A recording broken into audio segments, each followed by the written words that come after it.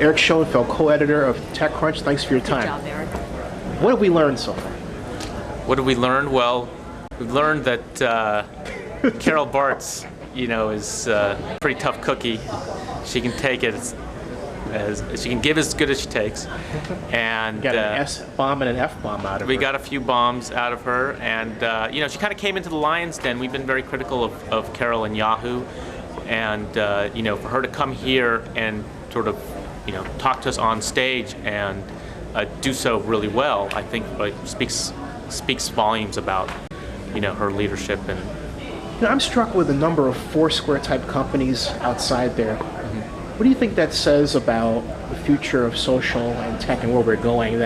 Obviously it's a funding issue because Foursquare is taken off. Right. But are we seeing the next Facebook out of that group in your view?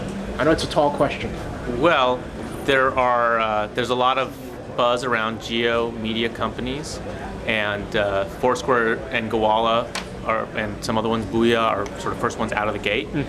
And I think it's going to be difficult for a startup today it's almost like not who's the next Facebook, it's who's the next Foursquare, right? There are already early leaders. There's a pack, right?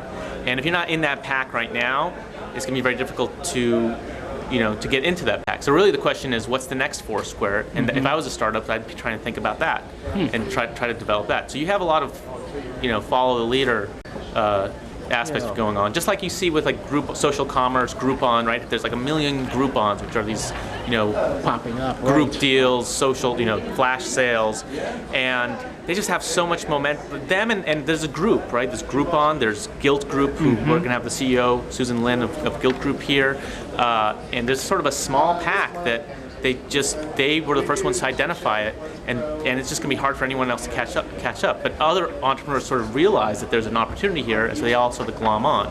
And unless you have a better mousetrap, you're really at a disadvantage. Where are we? This is going to go up today, so for my viewers, the next couple of days is going to present what? I know the answer, but just for them. Sure. So we're trying to do two things here with this conference. In the mornings, we are trying to have really interesting panels and interviews that sort of show the different disruptions that are occurring throughout media and technology. That was certainly disruptive. And that was certainly disruptive. And I think if you think about it, media itself is being disrupted by the web, whether it's print or TV, video, or gaming, or magazines, you kind of name it. As it goes to the web, a new economics sort of takes hold. Some people say that a lack of economics takes hold, right? Yep. And so that's sort of at one level. There's that sort of, the web is disrupting traditional media companies. But there's something else going on as well. Even within the web, you're not safe, right? Right. A year ago, 2 years ago, you would have thought that Google was unassailable. Yet they're looking behind their shoulder at Facebook right now, right? There's this whole, Yuri Milner calls it an accelerator. Yeah. And he thinks Facebook is the accelerator, the social layer that's being put on top of the web. Google doesn't have social in its code, right?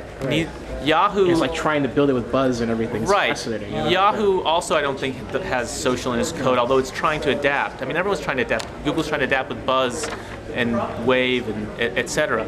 And the question is, how long does leadership last? And it seems like that's accelerating as well, the overturning. And so that's we're trying to explore all of that.